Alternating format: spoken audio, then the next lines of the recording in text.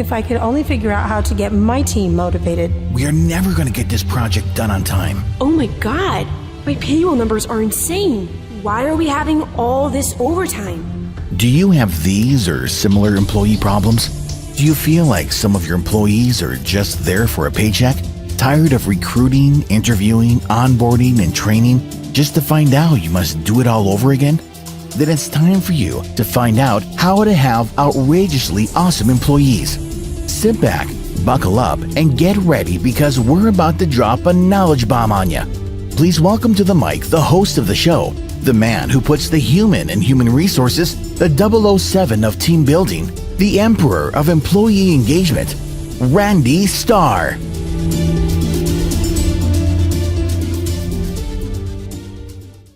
Hello and welcome to another episode of How to Have Outrageously Awesome Employees. I'm your host, Randy Starr, and today we have a very special guest, Antonieta Caicedo. Yes, good morning. How are you? Good morning. Antonieta is with Lifespace Communities, and she's one of their directors of human resources. So, are you doing well today? Yes, I cannot complain. I'm in South Florida. Oh, I know, right? How awesome can that be?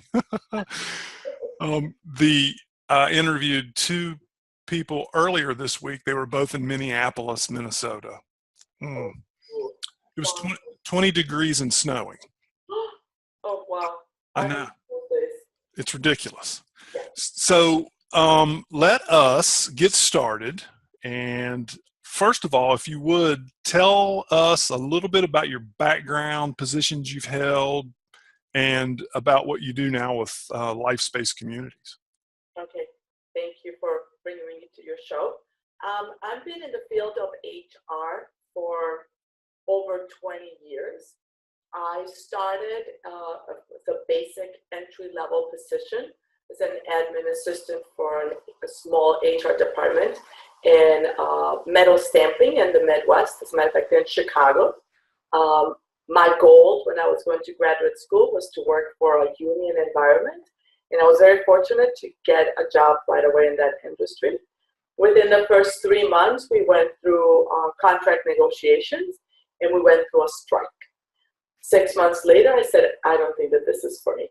So I went ahead and found another job in injection molding, really in the healthcare industry. They were the producers of toothbrushes and hygiene products, John O. Butler. And I worked for them for 2 years. I was an HR generalist. And then from there, I wanted to learn more things. So I took another job and I went into the toy industry. And we were doing, I was working for the corporate office. Unfortunately, they went through some financial difficulties. And like a lot of us in the early 90s, we went through realignment of positions and I lost my job. But that gave me the opportunity then to go and do some consulting work. And then from there, I started working for a division of Home Depot. And I was in charge of warehouses in the Midwest with the hotel kind of industry and the hospitality. So we did a lot of training and a lot of new programs in place. And then from there, I was traveling so much, I wanted a change in my life. So I was fortunately enough to get a job with Lifespace. I started my career in Illinois, the suburbs of Chicago, at one of our sister communities by the name of Beacon Hill. There, I was there for 5 years, and then an opening came up in our South Florida communities, and so it's now been 4 years that I've been working for Abbey Del Rey, another sister community. Here, I have always been in more of an HR generalist, so I had the opportunity to do a little of everything, which is great for me and my personality. I think and that's one of the beauties about HR. I think that we get the opportunity to do a little of everything. But in the last 3 years, and mostly has been in a lot of the training for our team members. So it's been a great career for me. You have quite a diverse industry background within HR, which I'm sure has been beneficial to you as you progressed along in your career. what is it about? We heard you say that you did not like the negotiation part that is so prevalent when you're dealing in a union environment. But what is it about HR that is so interesting to you that you've continued within that career path? I think for me, HR is so broad. There are so many things you can learn, as well as you can also facilitate. We are more facilitators. We have the opportunity to really encourage our team members or employees to go to a next level by giving them the skills that they're looking for. And we're also a partner, strategic partner for our company, any company that we work for, where we can help them go to the next level. Without our employees, as a company, we cannot grow. So it's given me a broad spectrum of all aspects of the business. Personally, I'm the type of person that likes to learn new things. So I have had the opportunity at every aspect of my career, not only to be an HR partner, but also get involved in the operations of the business. So we can really take advantage and we can really be partners in that aspect. So I like to learn about every single industry that I've been involved in. That's a big shift over the last, 15, maybe 20 years, becoming a business partner versus being the personnel department or what have you in the past, employee relations or whatever they were called previously. So that's awesome. So in that very diverse background and 20 plus years, can you tell us about what you would consider to be your greatest accomplishment in human resources? If I was to just pick, if I only had to pick one, I would just say it was my PHR certification. For many years I said, no, I don't need it. Then yes, I need it. And finally last year I said, okay, that's it. So I took the test and I passed and I have it. So now I have to make sure that I keep my courses in place and that I don't lose the certification. Yeah, that's quite an accomplishment for sure. How long did it take you? It took me 3 times to take the test, to be honest with you. And how long did you have to study, or how many courses did you have to take to feel like you were ready to take the test? So I took a course in the university level for a period of 6 months, and then another year where I was just starting on my own. And I really think that it's, I know a lot of the different aspects of HR. It's just the test taking. I think that is the hardest part. Some people are really good about taking tests. I will consider that I'm not that one of people. So I had to really practice a lot on taking tests. I was never much of a test taker myself. So about a year and a half, took a 6-month course, university level, and then a year on your own studying and preparing yourself. And that's a great accomplishment, and relatively a short period of time if you think about it. So, and you'd mentioned earlier your employees and helping them. What do you do to help your employees grow, whether it be personally or professionally? I think the first way to do it is when you conduct performance reviews on an annual basis. That gives you an opportunity if it's part of your performance program, where you can ask team members or employees what is it that they want to learn on a professional level, as well as any aspect of whatever they want to learn, and then take it from there and help them get those goals achieved. Yeah, that's awesome. Performance reviews are unfortunately an issue in a lot of industries, well, at least in a lot of organizations. The timeliness of it, or the emphasis on it, it's just not there, where it would be very beneficial for the employee to get that feedback. I've never been a big supporter of annual performance reviews. I understand the formality of it, but and it needs to be there for traditional compensation models and that type of thing. But I've always been a supporter of constant feedback. Let them know as much as you possibly can. Hey, why would you want to wait a year to tell somebody they have an issue or that they're doing good? Either way, right? Correct. As a matter of fact, performance reviews should not be a surprise for any employee. You should, as a manager, you should be able to give your employees feedback on a constant basis. Reviews are just a summary of what goes on, but it should not be any surprises.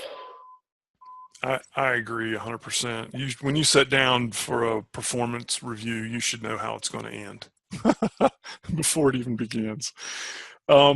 Tell us about a time when you have helped an employee overcome a particular challenge. You first have to ask them, whenever team employees are having an issue at work, you need to find out what is going on with them. You need to maybe find out, maybe there's something outside of work that is impacting how they're performing and why they're reacting. So to be able to understand, you really need to be able to connect with your staff. If you're not able to connect with them, you're not going to be able to be successful in asking them to do the things that they need to do.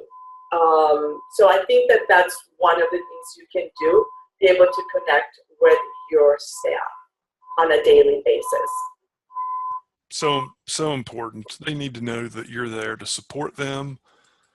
They need to know that they're important. They need to know a lot of things. And if you're not connected with them, you're just winging it. Correct. Correct. Yeah. You mentioned earlier training too. You have a focus on training. Tell us what type of training you feel is important for your employees. So one of the things that we've been doing here at Lifespace and every single one of our communities is we have a cultural training, and it's held on your first 2 days of employment. And it talks about who we are, what our expectations are. We also, of course, review policies and procedures, but we talk more about who we are and the importance of our customer service culture.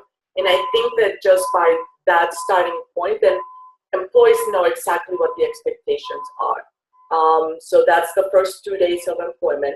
Then 21 days, they come back again for half a day, kind of like a summary of our 2-day training.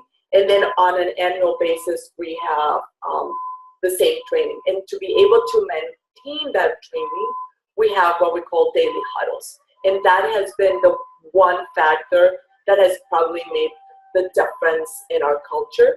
And we've been able to also retain our employees. Because I think it's important that you start by all of us having a better understanding of who we are and what the expectations are. So you believe, were you saying the daily huddles are what made the largest impact? Yes, because then we're consistent in what our message is. If we only do the training once a year, then it's not going to, so we have to make sure that we were consistent. And so on a daily basis, we have our daily huddles, which is kind of like, there's a topic for the week. Then we talk about how that goes into our 12 commitments, and then how we can improve on it. And then we talk about community announcements, and then we celebrate birthdays and anniversaries, and then we have inspirational quotes on a daily basis. So the idea is that at the beginning of each shift, we all have the same message, so we can move forward and start working. And all 12 communities do the same thing. That's really, really good. That's amazing. I can see why that would have a very large impact, not just where you're at, but globally within the organization. If everybody's on the same message on a daily basis before they begin their work, I mean, you can't get much better than that, as far, not just for communication reasons, but for you're bringing them, they're part of the business. That's correct. And communication was a big piece of the puzzle, but it's been able to also attract us to the communication between all communities. That's huge. That's huge. I know the answer to this question, but I have to ask it. Tell us about your typical day and what you do. That's the beauty about HR. I don't think that there is such a thing as a typical day. Today, for example, I had in mind that I was going to do specific things. There's a project that I need to finish to help operations, and I have not even been able to touch that because there's been other what I call opportunities for me to handle, which I love it. I really enjoy that part of HR. It keeps you on your toes. That is so true. I wouldn't change that up for anything. It's, variety. That's what makes life so interesting. And with people involved, you never know what's coming. That's true, and that's the beauty of HR. So I've got one more question for you before I let you go. And this question is really directed towards what you would advise someone who is interested in getting into HR. Just give us a few words about what you would do to help them be successful.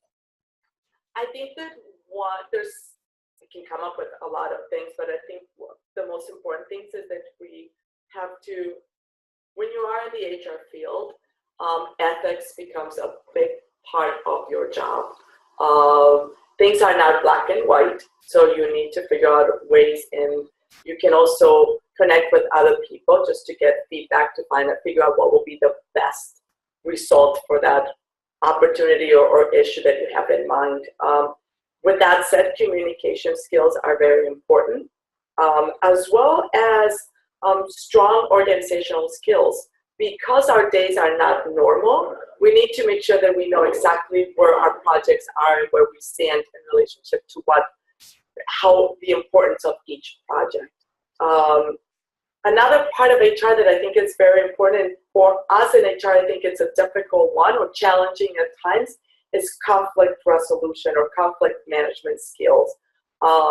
We need to make sure that people understand that even though we are the nice people, but we need to make sure that people understand that there are certain rules and regulations that we have to follow, and that people need to understand that they cannot, and that there are times when there's that black and white. Being a true business partner, you need to understand about finances, and I think that in HR for many, many years we were not, because we were not strategic, we didn't understand the finance part, but I think that nowadays that's very important. Get out of your office as well.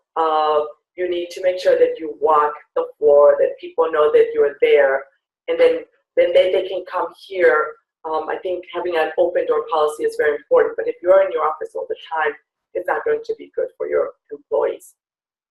And then the last thing I will say, we have to be compassionate. We will definitely need to listen to what others have to say. Antonieta, that is awesome. Thank you so much for spending time with us today. Those are great nuggets.